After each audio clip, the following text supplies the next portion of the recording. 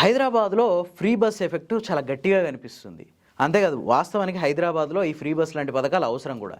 కాకపోతే ఇక్కడే ఒక కొత్త ట్రెండ్ స్టార్ట్ అయింది. అది ఏంటంటే, కండక్టర్లు ఏం చేస్తున్నారంటే ఈ మహిళలకు కేటాయించిన 40% సీట్లను వదిలేసి మిగతా వెనక వైపుకి మహిళల్ని రానివ్వట్లేదు. చాలా మంది కండక్టర్లలో ఈ వింత ధోరణి కనిపిస్తుంది. అదేంది అని ఎవరైనా క్వశ్చన్ చేస్తే వెనక జెంట్స్ సీట్లు, ముందలి లేడీస్ సీట్లు అని చెప్పి చెప్తున్నారు. ఇది ఒక రోజు నాకు పర్సనల్గా ఎక్స్పీరియన్స్ అయింది. ఒక రోజు నేను ఎస్ఆర్ నగర్లో గండిమైసమ్మ చౌరస్తాకి వెళ్ళే బస్సు ఎక్కిన. సాయంత్రం 5:30-6 గంటల టైంలో బస్సులో ఒక చిన్న లొల్లి నడుస్తుంది. ఒక 50 ఏండ్ల ఆమె ఒక జనరల్ సీట్లో కూర్చుంది. ఒక 19 ఏండ్ల పిల్లగాడు వెళ్ళి ఆమెను లేవు అని చెప్పి గదమాయిస్తుండు. ఆమె లేవని అంటుంది. ఏంది బాబు, ఏంది పరిస్థితి ఏంది అంటే, అన్న ఈమె జెంట్ సీట్లో వచ్చి కూర్చుంది, లేవమంటే లేవట్లేదు అంటుండు. నాకు నవ్వాలన్నా ఏడవాలన్నా అర్థం కాలే. బాబు, అది జెంట్ సీట్ కాదు నాయన, జనరల్ సీటు. జనరల్ అంటే అక్కడ ఎవరైనా కూర్చోవచ్చు అని చెప్పేసి అన్న.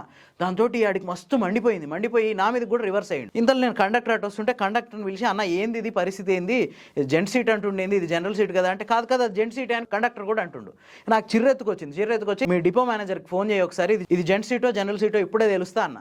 ఇమీడియట్గా అయినా నీకు తెలియదు పో అన్న అనుకుంటే ముందుకు వెళ్ళిపోయిండు. ఇక మళ్ళీ నాతో మాట్లాడలే కండక్టర్. ఈ పోరగాడు మాత్రం దాని మీద వాదిస్తూనే ఉండు. నాకు ఇంకా కోపం వచ్చి ఆమెతో గట్టిగా చెప్పిన, అమ్మ ఇది జెంట్ సీట్ కాదు జనరల్ సీటు, నువ్వు కూర్చో, లేవకు, ఏం చేస్తాడో చూస్తా అన్న. దాంతో ఆడు నన్ను బూతులు తిట్టుకుంటా బస్ దిగిపోయిండు.